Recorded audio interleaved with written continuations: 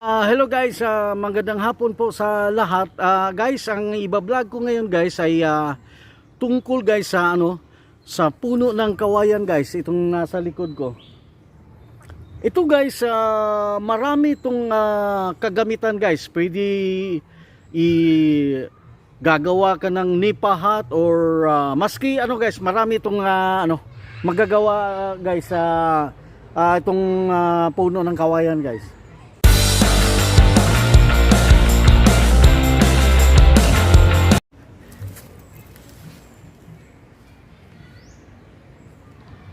Yan guys, ang pinsan ko guys, si Yul, siya guys ang mag-demonstrate kung paano guys halimbawa kukuha ka guys ng kawayan.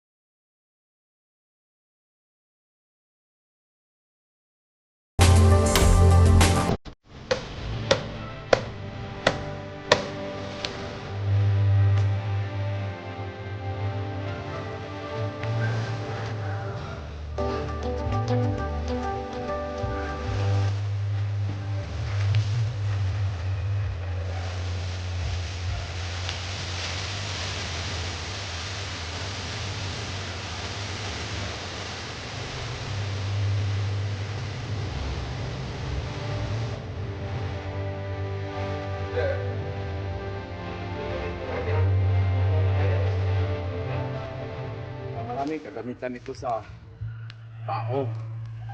Ito ginagawa itong pinuputol ito, tapos ginagawang dingding ng bahay, no? Yung tinatawag na amakan. Kagaya ng bahay na yan, Zero. Yan ay yung bahay na yan, Roger, ay Gawa ng kawayan? 70% yan ay kawayan, pati bakod nila kawayan. So napaka-importante talaga ang kawayan. Ang mga mangingisda doon, yung bangka nila o yung mga maliit na sasakyan, mayroong kawayan, diba? Yung tinatawag nila na katig, kawayan yun. Yun ding parang nagtitimon saan papunta yung pambot, kawayan din yun. No? Hindi pwedeng kahoy. Kasi ang kawayan ay matibay. Tatagal ito kahit sa tubig o sa dagat. Kaya napaka-importante ng kawayan. Dito ngayon, Roger, ang napansin ko, kakaunti na lang mga tanim na kawayan. Ito na lang, isa, saka yung isa noon. At saka paubos na. Dati marami ito namamatay. Hindi natin alam kung bakit sila ay dahan-dahang namamatay. Kaya itong kawayan na ito, hindi rin ito tinanim, bigla na lang tumutubo tapos dumadami. Maraming mga taong nakinabang nito, no? Yung iba ginagawa nilang yung gagawa ka ng basket, yung mga handicraft,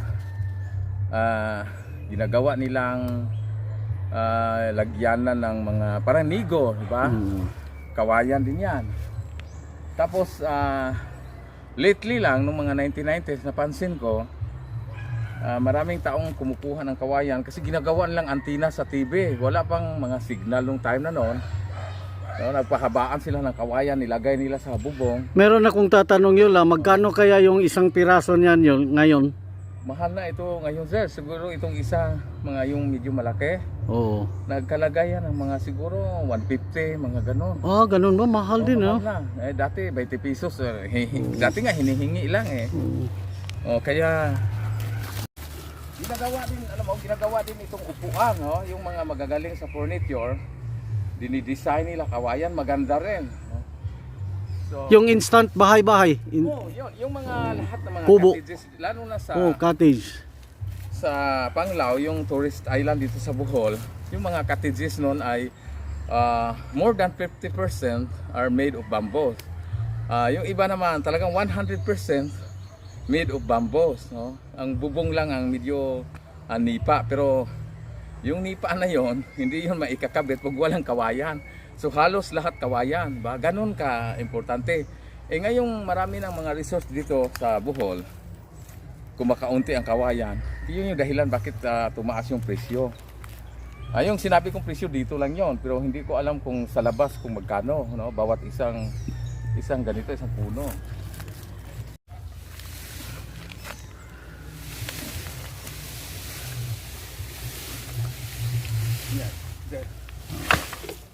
Yul, may tanong ako, Yul. Yung pinutol mo na kawayan, ano ang gagawin mo dyan, Yul?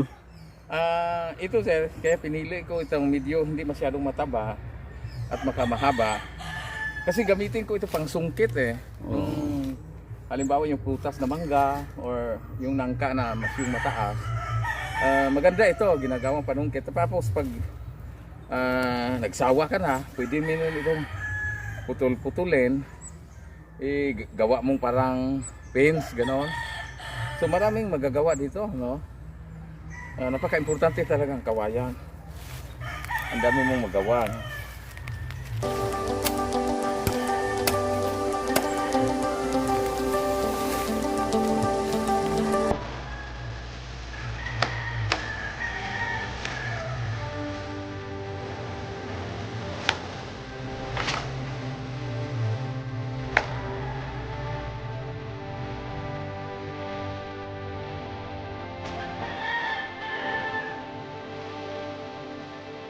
Ito, mahaba ito, may mga mahigit 20 feet ito. Oo, mahaba nga, no?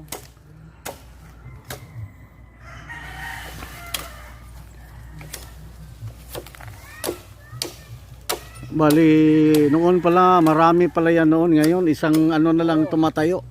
Tama. Dahan-dahan silang naubos. Oo. Itong kawayan, wala akong taong nakitang nagtanim nito. Bigla na lang din itong tumutubo.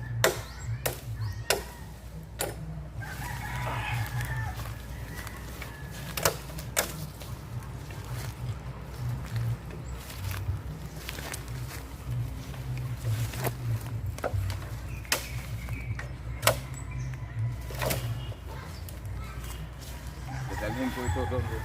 Okay.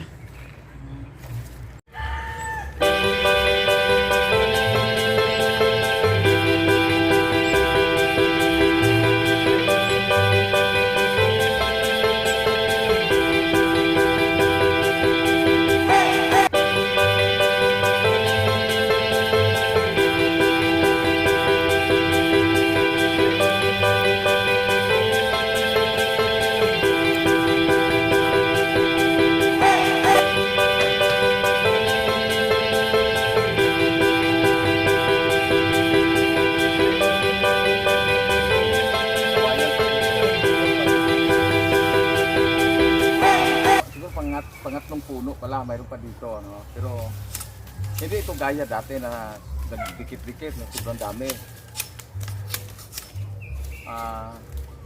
Sa bagay, ito sir, kung napapansin mo, ito yung bata pa na kawayan, no? Tataas ito, tutubo, magaya din ito, no? Para din itong saging na nananaha, no? Yung mga anak-anak na maliit, tumutubo din yon, no? Mga ilang taon, lalaki na yan. Sobrang mabilis naman. So, kaya sa tingin ko, hindi siguro nauubos ng kawayan. Dahil habang kinukuha mo, mayroon namang mga anak-anak na pumapalit, no? Ganun pala yon. Kasi minsan lang, may time na talagang siguro sa daming kumukuha, napansin ko parang kaunti na lang na natira, no? Tapos habang hinihintay itong lumalaki, yun na naman. Kaya sa sinabi ko kanina, dahil nga sa maraming gamit ang kawayan, so maraming taong kumukuha din. So itong kinuha ko maliit, gagamitin ko ito pag namimingwit ako ng isda sa dagat. Ganito kalaki yun, no? kaysa bibili ka ng mga fishing tools na mas mahal. Ito maganda to, no? Pang kawil ang tawagin ito. So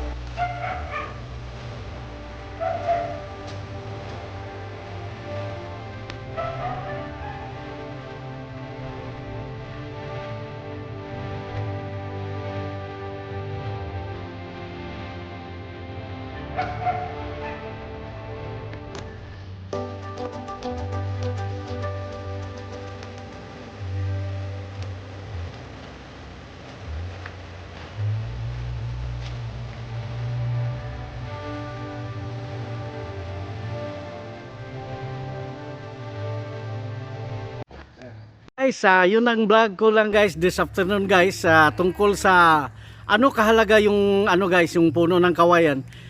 Guys, meron pa kaming mga sumusunod na mga vlogs guys, aabangan nyo guys. Huwag nyong kalimutan guys na mag-subscribe kay Yul Matso guys at saka Roger the Sniper on TV. Maraming salamat po, maraming salamat.